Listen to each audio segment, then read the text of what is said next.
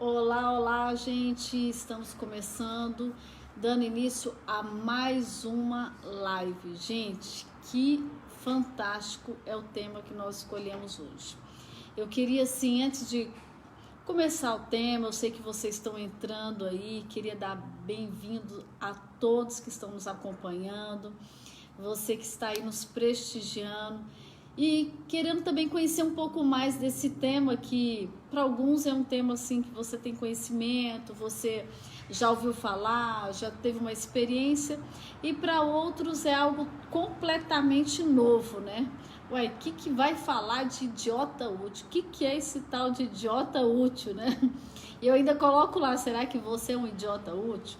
Então, assim, é um tema importante que nós precisamos conhecer. E para isso, eu convidei para estar conosco nessa live de hoje um amigo.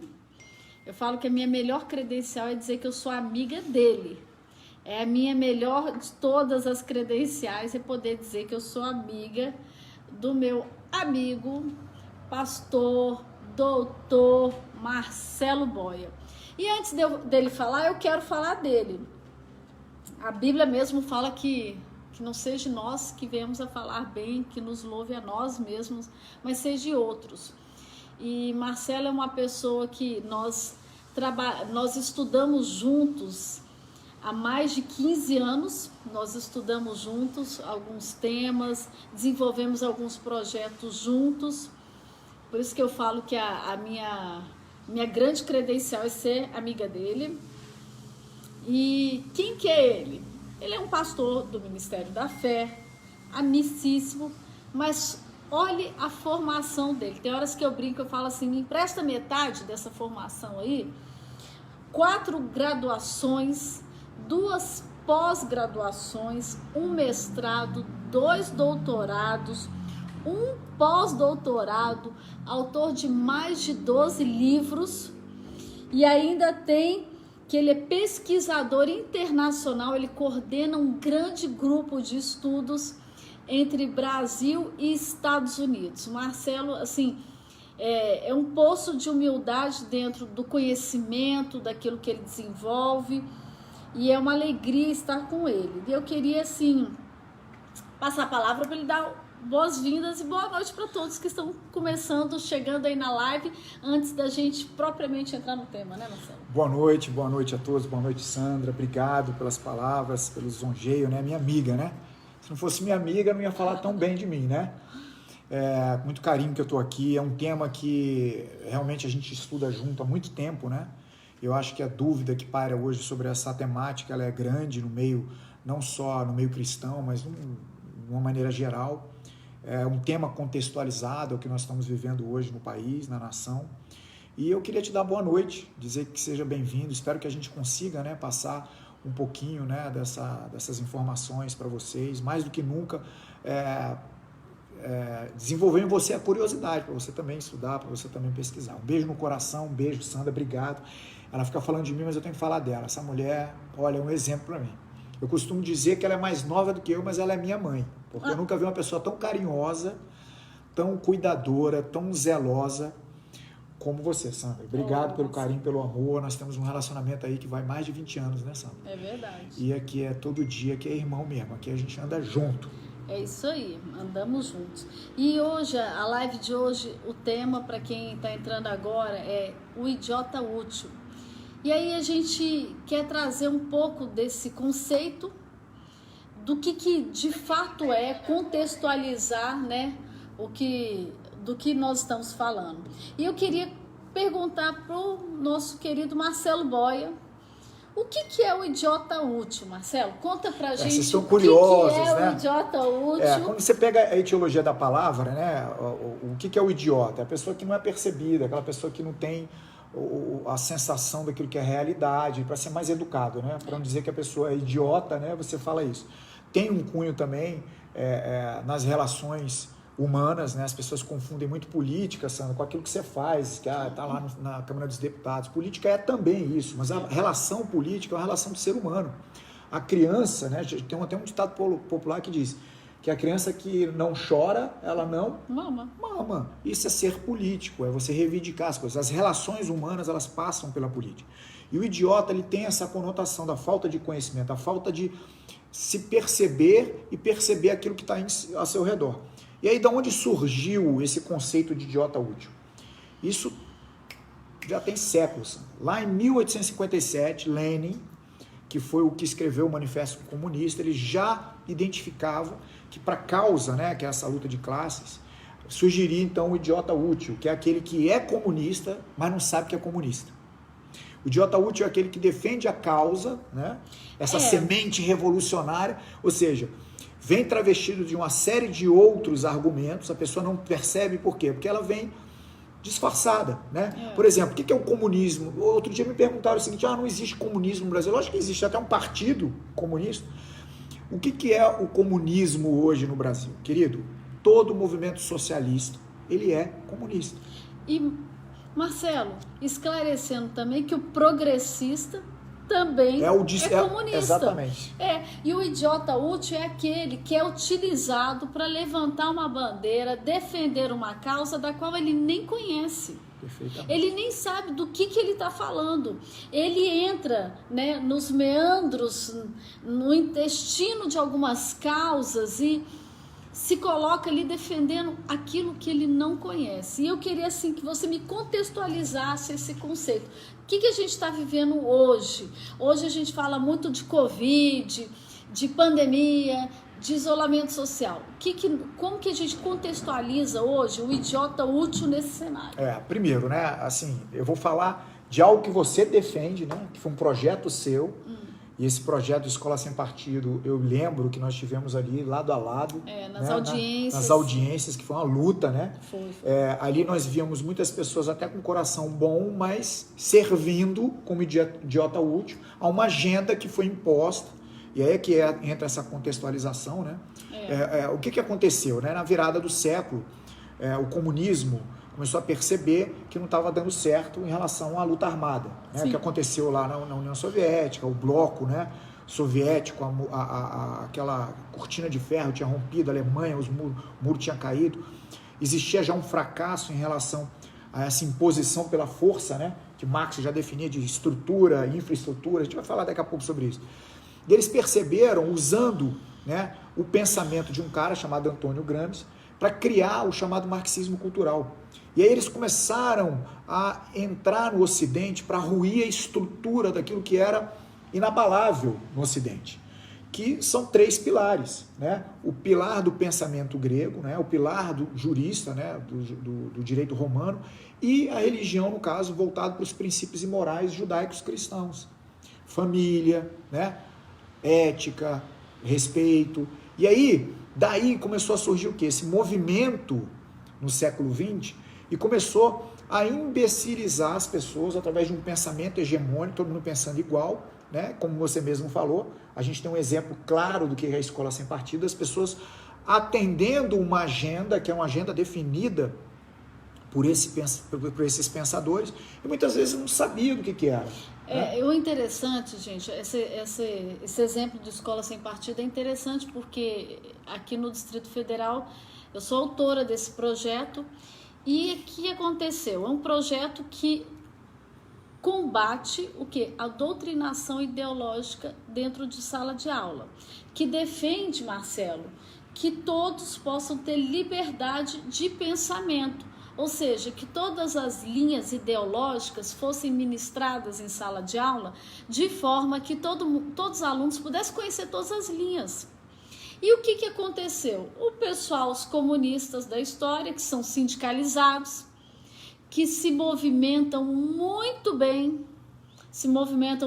com os sindicatos, são organizados, mas que têm os idiotas úteis para ficar falando, repetindo o que eles estão falando, eles começaram a inventar história. Fala assim, não, Escola Sem Partido é um projeto que está tirando a filosofia do currículo escolar, está tirando a sociologia do currículo escolar. Não mexia em currículo de jeito nenhum.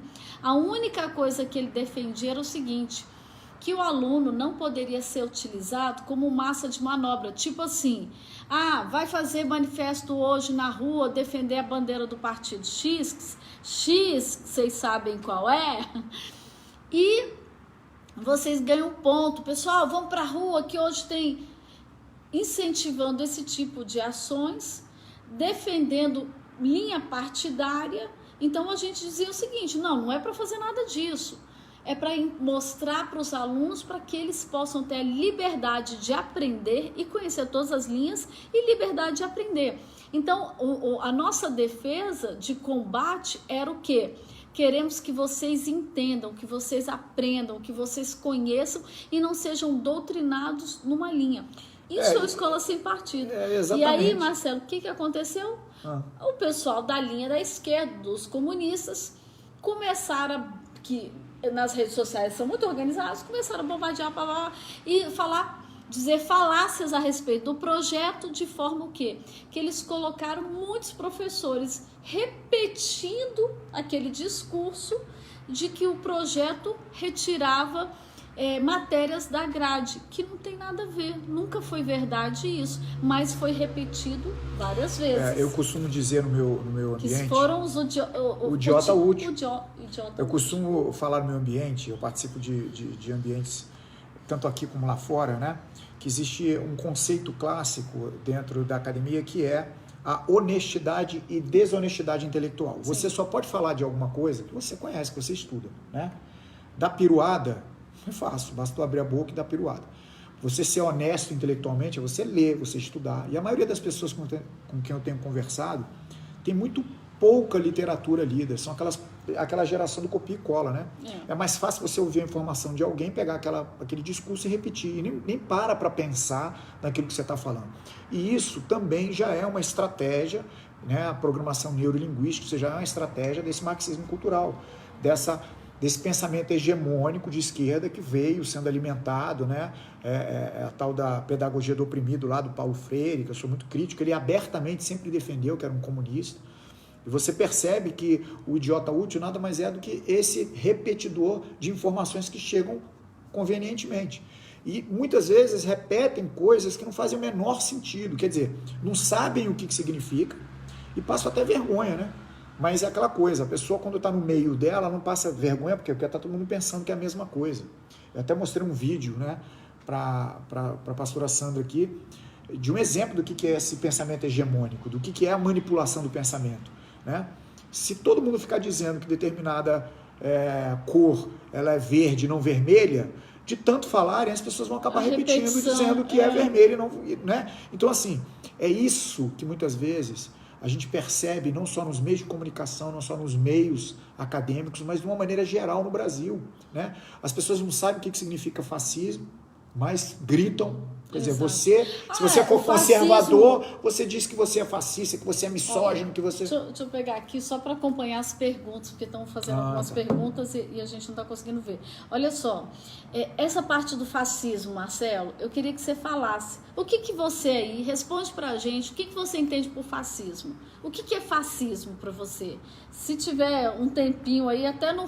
Vamos falar sobre fascismo daqui a pouquinho, para o pessoal respondendo o que quer dizer fascismo, porque as pessoas elas repetem conceitos e com certeza não sabem nem do que estão tratando, nem do que estão falando. Isso Exatamente. É uma grande realidade. Não, é realidade em todos os ambientes e é extremamente desagradável, né? Quer dizer, foram mentes que foram preparadas, isso foi tudo pensado, né? Como é que surgiu essa história do marxismo cultural? Foi uma repaginação. Esse Antônio Gramsci era um italiano, um espanhol, né, que acabou sendo contemporâneo a Mussolini, a gente vai falar porque é daí que surgiu o fascismo. Né? Ele sempre foi um marxista purista, né, e ele viveu ali os horrores da União Soviética. Ele vai fazer uma viagem e viu o que aconteceu ali com Lenin, então ele ficou meio pirado ali.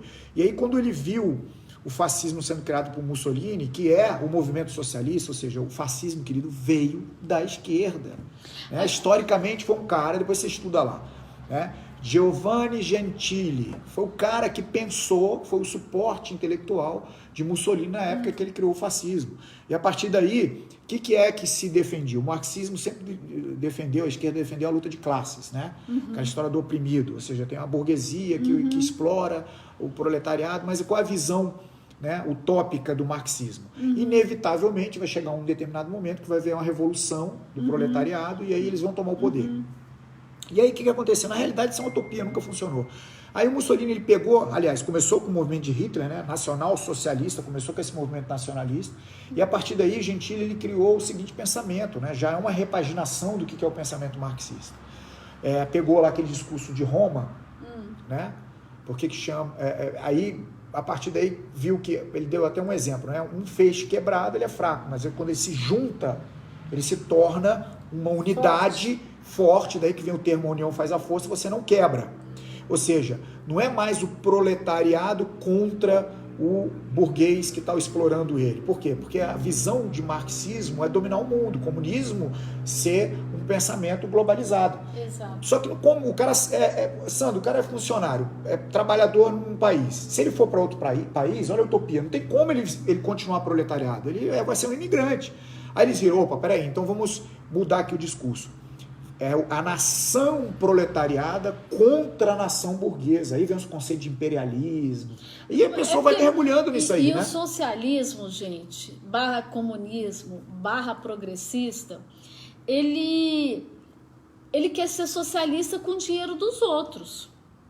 Porque os grandes pensadores, aqueles que são os cabeças do sistema, eles querem mandar, eles querem ter acesso ao poder e aos recursos. Então é fácil você falar assim, eu quero ser socialista com a propriedade privada dos outros. A minha não vai, não. Eu acho engraçado, né? A dos outros. A base, né, do discurso é sempre esse. Né? Mas eu nunca vi um comunista ou um socialista fazer o discurso dele. Quando é dele, é só dele. Eu várias vezes eu encontrei na minha caminhada aí esses comunistas disfarçados de socialistas, principalmente os progressistas, como você falou, né? E eu falo com ele o seguinte, cara, faz o seguinte, tu tá pensando assim, vai passar um final de semana com a gente, lá na minha igreja que você critica, vamos ajudar o próximo, vamos amar o próximo, vamos ver se isso aí que você tá falando é verdade. Vamos pegar esse carrinho zero que você comprou aí agora, vamos dividir, vamos... Pergunta se eles fazem isso. Vamos dividir, vamos dar aos pobres, eles não fazem isso. Agora, Marcelo, me fala uma coisa.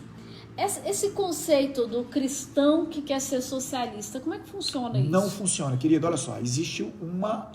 E aí, desculpa, tu tem que ler, tu tem que estudar. É porque o pessoal fica repetindo ideias sem saber do que se trata. Você tem que saber onde é que você está caminhando. Não tem como uma pessoa ser comunista e ela ser cristã, porque a base do pensamento marxista é ateu, ou seja, destronar Deus, você colocar o Estado como Deus.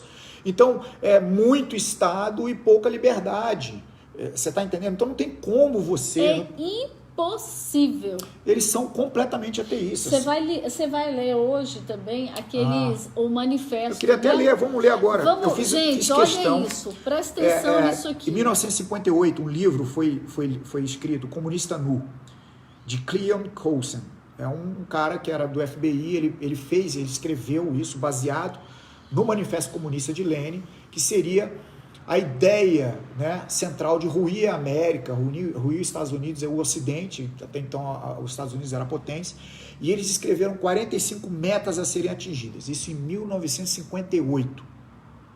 Aí eu pergunto para vocês se de lá para cá eles não vêm conquistando essas metas. Olha as metas, escutem bem essas metas. Eu não vou ler as 45 não, mas eu fiz a tradução aqui, separei só algumas para vocês verem aqui. Olha só, meta 28, eliminar a oração nas escolas, alegando que ela viola o princípio da separação entre igreja e Estado. Tá aqui o 40. E lembrando, né, que o Estado, ele é laico, mas ele não é ateu. A liberdade religiosa é constitucional e ela não pode ser tirada. Isso eu estou contextualizando para a nossa Constituição. Ela não pode ser retirada. Aí vem aqui o 40, meta 40. Desacreditar a família como uma instituição, encorajando a promiscuidade e o divórcio fácil. Tá escrito, querido. O que vocês estão vendo?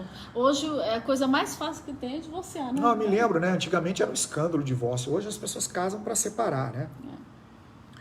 E aí tem um princípio aí, né? Lembra que eu falei de Ruy, o princípio romano? O direito à propriedade é um princípio fundamental. A pessoa comprou, é dela, né?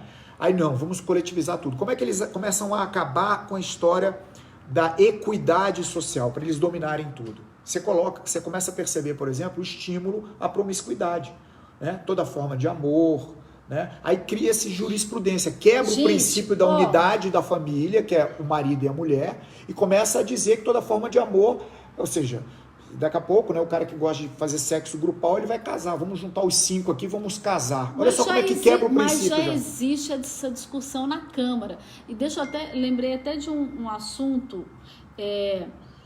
Uma das minhas ações durante o mandato foi que eu notifiquei um professor que estava dando aula de relação poliamorosa, pansexualidade para criança de 9 a 12 anos. Que é um tema que eu estudei, escrevi um livro, depois eu passo para vocês. Esse livro foi para a Alemanha, o editorial da Alemanha traduziu para 4 idiomas.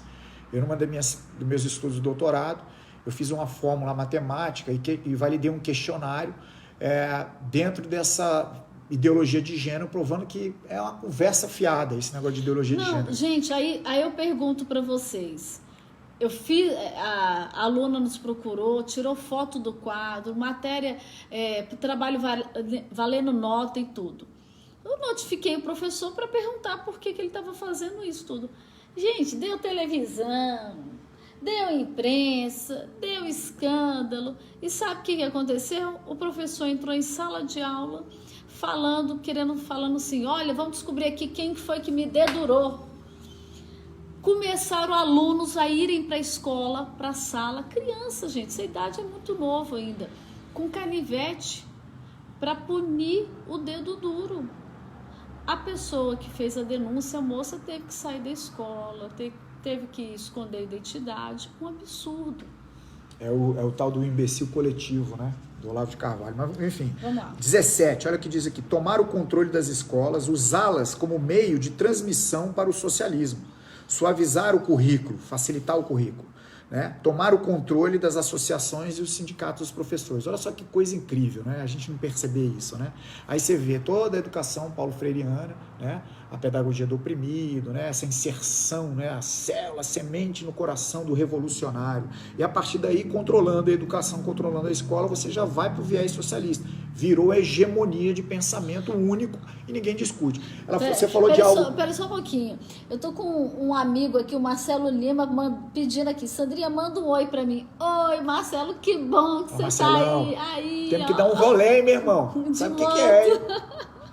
Com certeza, vamos lá. E aí, continua. E aí, quando a gente estava comentando aqui, né? Essa história do pensar, né? Mas como assim? Né? Se você for olhar a base da educação paulo-freireana, é em cima de um construtivismo, né? Querido, olha só, contra fatos no argumento. O Brasil, já há anos, é o último colocado no PISA. Todos os testes para avaliação da educação no ensino, e eu estou falando que eu estou há 30 anos envolvido com isso. Péssimo. Por quê? Essa visão construtivista que vem há muitos anos imbecilizando o brasileiro, tira o pensamento crítico. Querido, ser crítico não é ter o pensamento crítico. Quando você olha o pensamento dialético, isso foi lá atrás, Engels já tinha, né, influenciado por Kant, tem toda uma história do pensamento dialético. Eles se aproveitaram desse pensamento dialético e deturparam para a realidade brasileira. O que é o pensamento dialético da discussão? A gente estava estudando isso hoje, né? Você precisa primeiro estruturar, né? O que é você trabalhar em cima do pensamento crítico. Você tem uma visão geral, depois você vai para a visão específica, para depois você contextualizar, ou seja, você tem a tese, você tem a antítese, para você criar uma síntese. Um exemplo simples para você que está nos ouvindo, né? Se eu tenho um pensamento de preto... Aí também agora a Karina pediu um oi. Oi, lindona. Beijo. Você tem o preto, eu tenho o branco. Nós começamos a discutir aqui. O que seria a síntese? Pô, chegou o cinza. Agora, veja bem, quando você tem uma hegemonia de pensamento, isso foi colocado nas escolas, a obrigatoriedade da educação, se você for olhar tudo engessado, lei, diretrizes e bases, né, o PCM, tudo é engessado com as diretrizes dele. Eles já dão a tese, eles já dão a antítese e apresentam para você a síntese, para você repetir a síntese. Quer ver um exemplo? Vamos contextualizar esse Covid aí. Vamos falar dessa coisa aí que é o Covid. Esse tema é bom. Vamos falar de Covid, gente. Quem é o idiota útil? Oh, meu Deus do céu. No Covid? Querido, olha só, Marcelo. entenda, meu querido. Ninguém está dizendo aqui que o vírus não existe. Gente, o vírus existe. Ninguém está dizendo isso. É real. Mas é a maneira como estão conduzindo as coisas que você vê claramente uma indução a esse pensamento para manipulação e controle social, que já é uma outra discussão. Domingo, eu vou estar com o apóstolo aí falando sobre isso. De governo mundial, né? Do que seria... Gente, você não pode perder esses essa estudos de domingo, 10 horas da manhã, né, Marcelo? É muito Tá top esse estudo. Isso aí já é outra história. Existem escândalos hoje que estão saindo. Aí você vê, né?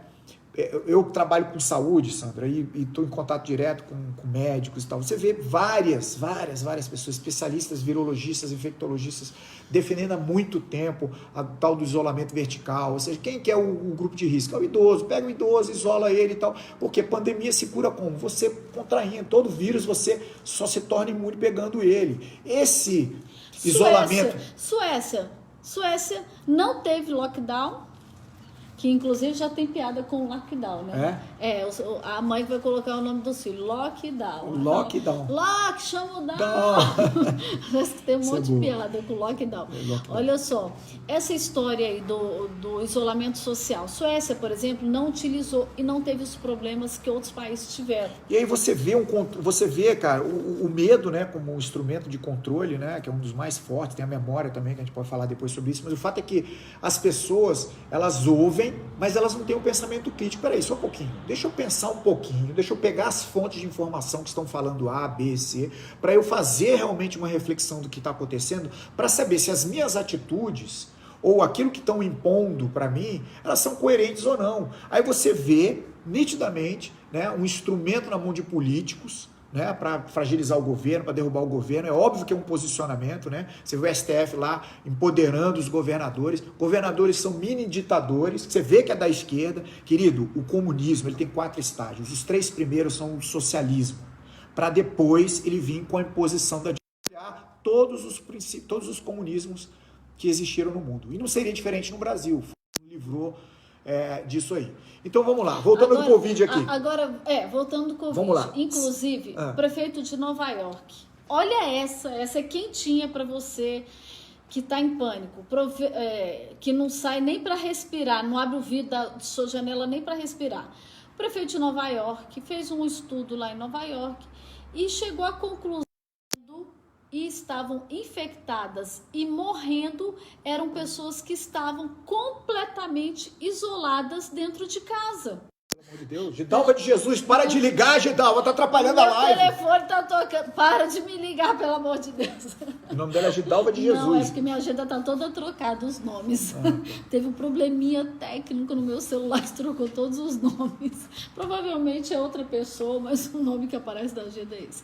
Bom, e o que acontece? Ele chegou a essa conclusão, que as pessoas que estavam em piores estágios, estavam morrendo, foram as pessoas que estavam em isolamento, que não tinham contato com ninguém.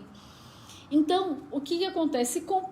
É comprovado que dengue mata mais, que pressão alta. Já morreu muito mais gente, um monte de doença que todo mundo parou de falar. Gente, pressão alta. Deus, gente. Deixa eu contar aqui para vocês. Pressão alta mata mais. Então, assim, existe um pânico generalizado para controle da sociedade, que é uma live que eu também vou fazer daqui a uns dias com uma pessoa muito top também, do naipe aqui, não sei se é do naipe do pastor Marcelo Boia, que eu vou falar sobre controle social. Então, assim, as pessoas estão vivendo em pânico hoje, completamente em pânico. Isso é muito sério. E acabam repetindo, né? O que a gente está querendo dizer, né, nessa contextualização? Gente, pelo amor de Deus, você tem que cumprir. Ninguém está dizendo para você não cumprir, você tem que usar máscara, evitar a contaminação. Lógico. Mas, cara, vamos pensar um pouquinho, né? Fora vamos analisar. da Eu trabalho caixa. com isso, com saúde, não é desse jeito, não. Então, assim, quer dizer que você usando. Existe lugar para você se contaminar. Se você estiver sozinho, querido, debaixo do sol, e que eu falo isso, há quanto tempo eu estou falando isso? Vitamina D3, aumentar o sistema imunológico. Você não vai pegar, pelo amor de Deus, você está debaixo do sol ali, você não vai contaminar ninguém. Mas a pessoa, ela associa que o uso da máscara vai proteger ela. É nisso que eu quero me ater. Quer dizer que se eu estiver usando máscara, independente do local, do ambiente onde eu estou, se eu não estiver usando, eu vou pegar, e se eu estiver usando, eu vou pegar. Esse é o pensamento que eu quero essa reflexão que eu quero trazer para você. Isso aí, Marcelo, vai além. Olha só, desde o início, o que está aberto e não fechou? Supermercado, não é isso?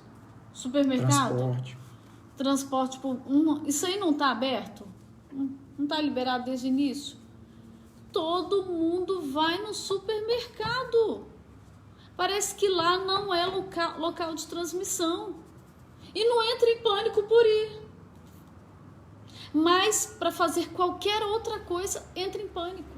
Gente, minha mãe, eu tive que chamar a atenção dela. Eu tive que dar uma gestão, fazer uma gestão de crise ali.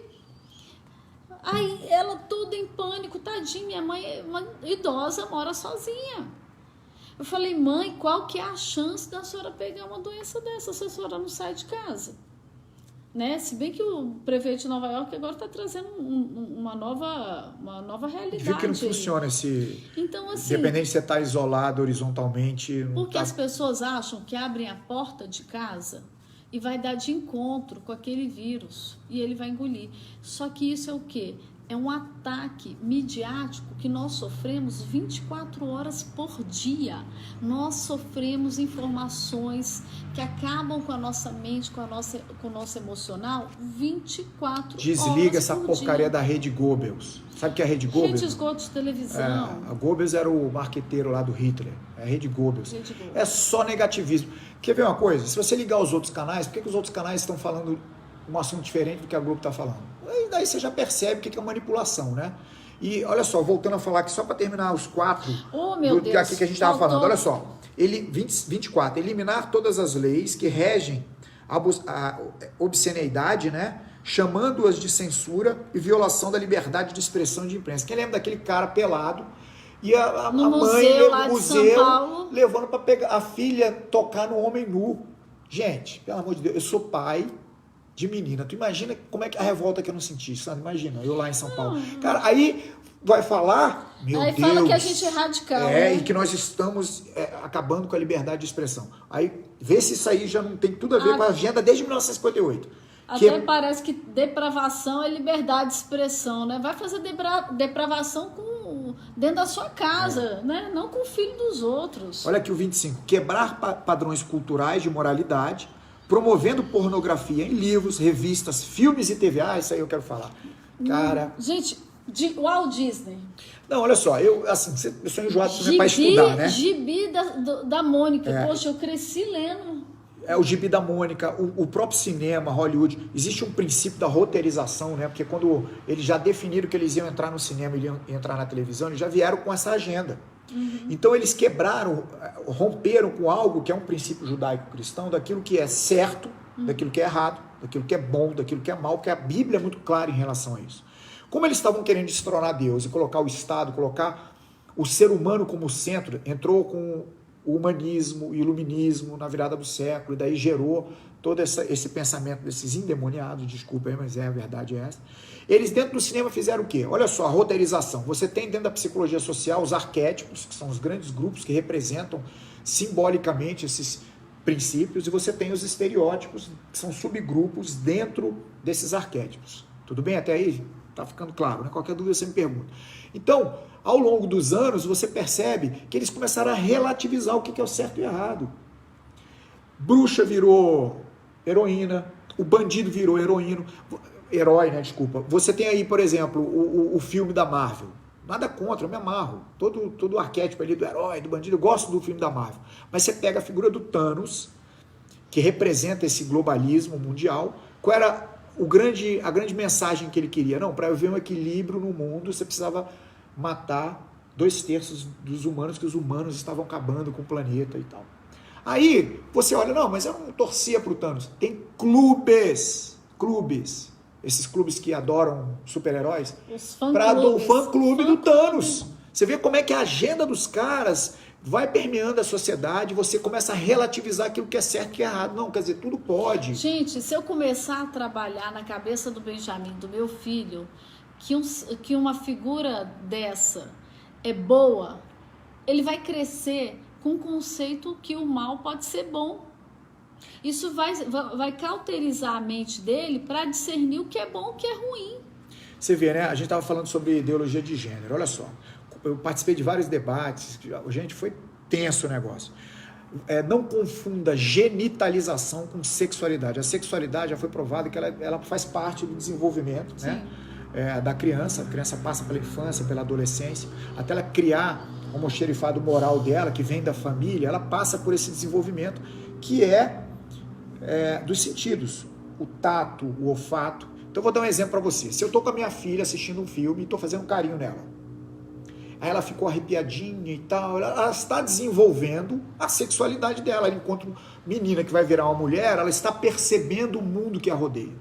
O que isso tem a ver com genitalização? Os órgãos sexuais, depois que a criança ela amadurece, isso vem lá na fase da adolescência, é que vão ser desenvolvidos para o ato sexual. Mas eles, e aí são muito canalhas, eles começaram a perceber que se eles antecipassem o processo da genitalização, misturando com a sexualidade, que são os abusos, a Damari já denunciava isso, já bate há muito tempo. Ou seja, a maioria desses movimentos que você vê aí de LGBT, simpatizantes, se você for analisar a história dessas pessoas, foram pessoas que foram abusadas. Sim, são consequências de pessoas que se tornaram... O abusador normalmente foi abusado. E o abuso, querido, entenda, não é só abuso físico, não. Não é só o estupro, não. Existe o abuso moral, existe o abuso visual. Às vezes, a criança ela vê o que ela não tem que ver e isso já gera um trauma na vida dela. Então, cuidado, viu? Aí, essa história da, minha filhinha, meu filhinho vai dormir na casa do fulano. Cuidado, você não sabe o que é que está acontecendo lá e o que é que seus filhos estão assistindo e vendo. Né? Isso tudo faz parte de uma agenda. Olha aqui o 26, apresentar a degeneração e promiscuidade homossexual como norma natural e saudável. E aí vai mais lá na frente, eu não falei, depois implementar a pedofilia como coisa normativa, ou seja, hoje já tem discussão nos Estados Unidos dizendo que não é crime. Não, Marcelo, você não precisa ir longe, não. Aqui na nossa Câmara Federal discute pedofilia como o quê? Doença. Daqui a pouco você não pode chamar o pedófilo, porque você vai ser um pedofóbico. Se você chamar o pedófilo de pedófilo, dizer que é crime, quem vai estar cometendo crime é você de dizer isso. Isso é tão sério. Isso está sendo discutido aqui na nossa Câmara Federal. Quer dizer, no Brasil. Isso que era um absurdo. Lá em 58, os caras falaram, não, mas a gente aos poucos, né? Vai colocar. Isso aí é. Destruindo a sociedade. Só para deixar uma pitadinha aí, né? Esse é o famoso socialismo fabiano, os metacapitalistas. Sim. Tem a nacional socialista, um socialismo marxista e tem um socialismo fabiano. Ou seja, o símbolo deles é o quê? A tartaruga, é conquistar gerações, né? Olha aqui, o 2021, infiltrar-se na imprensa e tomar o controle de postos chaves da rádio, TV e cinema. O que a gente vê hoje na Rede Globo? Você está vendo? Todo grupo de comunicação é único, fala a mesma coisa. Rádio, televisão, jornais. E você repete, olha o idiota útil aí. Portais. E você escuta, recebe essas informações e repete que nenhuma pessoa que nunca teve uma informação contrária àquela informação. Já apresentam para você, a tua mente está tão cauterizada porque você não vai buscar o pensamento crítico, né? Ele já chega para você e você repete. Você vai perguntar alguma coisa para alguém, a pessoa não vai ler, Sandra. Ela vai pegar algo na internet, vai lá no Google, deixa eu ver no Google. Pesquisa eu vou pegar qualquer matéria aqui de hoje, tá? De um desses sites, qualquer matéria. Eu vou puxar aqui só para ver como é que ela tá colocada. Como é que é? Não, vou pegar um outro site aqui que é melhor. Vocês entenderem o que a gente está falando. Como as coisas não são feitas para você pensar. Elas são feitas para você repetir. O que a gente está buscando aqui é que você entenda, abra a cabeça e comece a pensar e se posicionar de acordo com aquilo que você aceita e que você acredita. Se você é socialista, petista, da esquerda, comunista, lógico, aprenda sobre esse assunto, tenha convicção sobre esse assunto e defenda com conhecimento. Agora, não seja instrumento daqueles que querem utilizar esse sistema e você fica aí levantando a bandeirinha dizendo que é cristão e é comunista, né? E Sandra, eu posso fazer um desafio aqui ao vivo? Deve. Sabe por que o cara é comunista? Sabe por que o cara é de esquerda? Porque ele nunca leu as obras da esquerda. Eu não conheço uma pessoa que não leu e não viu que era uma falácia, uma mentira e deixou de ser. Vamos então, fazer, se você querido, faz isso que ela falou, vai ler lá a obra de Karl Marx, o Capital, vai ler lá o que é o marxismo, vai ler lá as cartas do Cássio, lá do Antônio Gramsci, vai entender lá a filosofia do Engels, vai pegar... Eu sofro muito isso, porque se eu criticar Paulo Freire, o patrono da educação no Brasil, nossa, eu sou taxado como é quase uma heresia. Querido, toda a obra dele, eu li ela inteira, eu sublinhei, eu marquei. O cara sempre foi um comunista assumido, ele nunca escondeu isso. Aí eu pergunto para você, você sabia disso? Você que é cristão sabia que o Paulo Freire que você defende, ele era comunista aberto, e a ideia dele era implementar dentro das escolas aquilo que ele chamava de intelectual orgânico, né? Todos são agentes da revolução, da revolução armada, dessa revolução do proletariado. Você sabia disso? Vai ler a obra dele lá. Olha só, gente, olha como a imprensa gosta de induzir o nosso pensamento. Olha só, eu vou ler a lead de uma matéria. Presidente levou um grupo de empresários para uma reunião de surpresa com o presidente do STF. Ele queria fazer um apelo para o relaxamento das medidas de isolamento, mesmo com o aumento de número de infectados. O que ele está dizendo aqui? O que essa matéria está dizendo assim? Olha que loucura! Esse presidente está ignorando as pessoas infectadas, doentes, e está pedindo um relaxamento do isolamento social. Olha que absurdo! Eles estão falando isso. E a gente, sem conhecimento, repete. Só que essa matéria, eu conheço essas ações do governo, ele está preocupado com a morte da economia no Brasil. Quero te falar uma coisa, se a economia não for de alguma forma estimulada, protegida, o isolamento passar a ser vertical, ter umas medidas menos, controladoras, sabe o que vai acontecer? Só no comércio do Distrito Federal, até 3 semanas atrás, haviam 4.000 pessoas já desempregadas. Há 3 semanas atrás. Eu estou desatualizada, então hoje vamos dizer que tem assim umas 7, 8 mil pessoas já desempregadas. Você acha que essas pessoas vão pagar plano de saúde? Elas não vão ter condições de comer. Imagina se vão ter condições de pagar um plano de saúde. E se ela tiver qualquer problema de saúde, vai afogar mais ainda o sistema de saúde público. Então traz um caos muito grande para um nível de mortalidade menor do que, por exemplo, a dengue. Eu não estou dizendo que não tenha que ter os procedimentos sanitários de segurança. Gente, eu tenho. Na minha casa existe uma série de regras. Lavar a mão, passar álcool, deixar o sapato lá de fora. Quando eu vou para a rua, eu coloco a máscara, coloco a luva. Eu respeito, mas isso, o isolamento social, as pessoas acham que é a melhor forma de conter o vírus. Gente, Brasil não é Itália. Presta atenção no que eu vou falar. O vírus, ele não tem a resistência em mais de 10 graus. Ou seja, o nosso clima tropical não favorece tanto a proliferação do vírus como na Itália. A nossa população, Marcelo, ela não é tão idosa quanto da Itália. Outra coisa, a Europa, as pessoas fumam muito, tem muito problema respiratório, muito mais. Hoje no Brasil existe uma outra conscientização a respeito disso. Então, são cenários, climas, contextos completamente diferentes. Eu não estou falando, eu falo, eu repito, eu tenho todos os cuidados do mundo também. Eu tenho família, eu não quero que ninguém fique doente, eu não quero ficar. Mas espera aí, gente, as matérias que hoje a imprensa coloca é para formar idiotas úteis, para estar repetindo sem entender por que o presidente foi com os empresários no STF, Marcelo. Será que o Brasil está quebrando? Isso é interesse. Querido, olha só, ninguém aqui está dizendo que você não tem que tomar cuidado porque o vírus existe. Agora, que ele foi criado na China, foi. O objetivo foi criado na China. E assim, e só um pouquinho, Marcelo, tá me batendo uma revolta aqui, Marcelo. Vamos lá. Gente, sabe há quanto tempo, eu vou levantar para falar, sabe há quanto tempo que esse vírus estava programado? Ele estava programado para ser solto. Você sabe da onde vem todo o tratamento do coronavírus? Kits de teste, respiradores, máscaras, tudo produzido na China.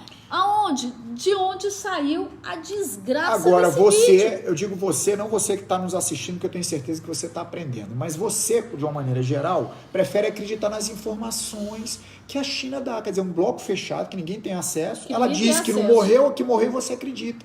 Querido, deixa eu falar algo para você. O Fed, que é o órgão que regula, né, aquilo que é tangível monetariamente nos Estados Unidos, que é o ouro, para você ter ideia, sabe quem é que está comprando o ouro? A China, os blocos comunistas. Está vendendo os tesouros, os títulos de tesouro americano, porque já sabia dessa crise econômica. Vocês não estão entendendo que essa geopolítica, ela influencia não só macro, mas também micro. Esses governadores aí de esquerda, o que eles estão fazendo?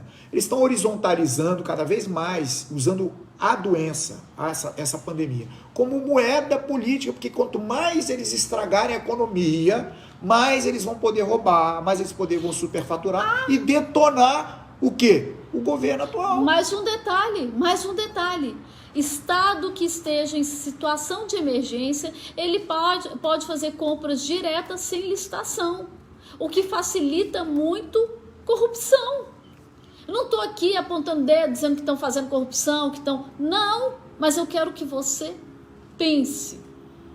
Eu quero que pense na realidade dos fatos. Nós estamos aqui para incentivar a você estudar mais. Você quer, que nem eu estou falando, quer ser comunista, né, Marcelo? Aprende o que é comunismo. Aprende o que é isso, para você poder dizer que você é. Exatamente. Aprenda. Eu até tomei a liberdade aqui, Sandra, se você me permitir. A gente já está estudando há um bom tempo, né, querido? Já tem um tempinho que a gente já está estudando esses assuntos. E alguns livros aqui fazem parte da literatura, não sei se você consegue ver aqui. Eu não sei se está dando reflexo, está aparecendo aí? Faz assim, ó, Marcelo, peraí. Estica um pouquinho assim. Ó, primeira coisa, né? Aqui, ó. Não sei se... Dá um ok aí se você está conseguindo ler aí. Vocês estão conseguindo ler o título desse livro? Peraí. Está dando reflexo. Deixa eu ver. Acho que não, né, Sandra? Marcelo, ó, deixa eu ler a pedagogia aqui. Do oprimido. A pedagogia do oprimido, do Paulo Freire. Aí você lê a obra inteira dele, que você vai ver isso que a gente está validando. Outro livro, 10 livros que todo conservador deve ler. Você sabe o que é ser um conservador, querido? Você que abre a boca para dizer conservador, é racionário, sabe nem o que está falando, né? Não, tem gente que acha que fascista é aquele que apagou o passado. Marcelo deu uma aula aqui e mostrou para você que o fascismo era uma ideia de juntos virar uma situação, não ser um feixe que se quebra, mas todos juntos para fazer uma revolução de transformação daquele momento. E veio do movimento comunista, tá bom? Do movimento comunista. Aí vamos lá, o imbecil coletivo, e aí eu vou defender, porque eu já estudo já a literatura e a obra dele há muito tempo, que é o Olavo de Carvalho. Leia o imbecil coletivo. A nova era e a revolução cultural, de Frijo Capra, que é um cara que é da esquerda, até Antônio Gramsci. Então o Olavo ele vem trazendo todo o aporte filosófico desses caras. O mínimo que você precisa saber para não ser um idiota, é um compêndio de artigos que ele já vinha denunciando todo esse movimento de esquerda desde os anos 90, né, do século passado. Aí você tem Karl Marx e Friedrich Engels, Manifesto do Partido Comunista, você tem os Estados Unidos, a Nova Ordem Mundial, a mente esquerdista, o Jardim das Aflições, você tem a dialética simbólica, Aristóteles, a nova perspectiva, Pare de Acreditar no Governo, tudo isso a gente lendo, né, Sandra? Estudando. A esquerda e a direita, Maquiavel ou a confusão demoníaca, Marx e o socialismo, Maquiavel pedagógico, o Capital, a Lei, Por que a Esquerda Não Funciona. Quer dizer, são livros que nós estamos aqui estudando já há algum tempo, já fazendo a compilação para que essas informações elas cheguem de maneira coerente, né? Fazer você pensar. É isso que a gente quer. E você como cristão, já finalizando, viu, gente? Quero agradecer vocês que acompanharam. A gente tinha programado para ficar uns 30 minutos de live, mas aí acabou que a coisa fluiu. Já dizia um profeta, você fala muito, Marcelo.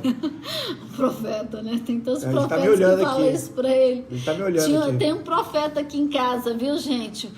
O Júnior podia dar um alô aqui. Vem cá. Para de ficar só falando mal de mim. Ele tá aqui neurótico já, gente. E aí, pessoal, essa live foi para você pensar. Saia de dentro da caixinha, pare de assistir só novela, pare de assistir só um canal, rede esgoto de televisão, né? Vá assistir outros canais, vai estudar, vai ler, vai buscar Amém? E a palavra de Deus é a verdade. Está em dúvida se você é comunista e pode ser cristão? Vai ler a palavra de Deus, Não rapaz. pode. Vai ser liberto, vai ser liberto. Sai, Satanás. Outra coisa, gente, muito séria, que eu quero finalizar e esclarecendo uma coisa para você. É muito importante você saber a origem das ideias que você defende e saber quem são as pessoas que defendem aquelas ideias. Você precisa disso, você precisa conhecer. Sabe por quê? Olha o que diz a Bíblia em Tiago 3, verso 10. Da mesma boca procedem bênção e maldição, meus irmãos. Da mesma boca procedem bênção e maldição. Meus irmãos, não pode ser assim. Acaso pode sair água doce e água amarga da mesma fonte? Não, não pode sair. Então não adianta uma pessoa que venha, que tenha, que a formação, o que ele defende seja contrário ao que a palavra de Deus diz, e você querer entrar nesse jogo. Isso aí é você se tornar um idiota útil, porque eu tenho certeza que se você é cristão, você não quer desagradar a Deus. Você não quer ser uma pessoa que anda no caminho oposto. Então, não adianta. Hoje, qual que é o grande recado, né, Marcelo, que a gente quer dar para você? Se você percebeu que você tem sido, doutrinado por essas ideias, que a imprensa acirradamente não para de investir, se você está percebendo que você se enquadrou nisso, está na hora de você fazer uma coisa, né?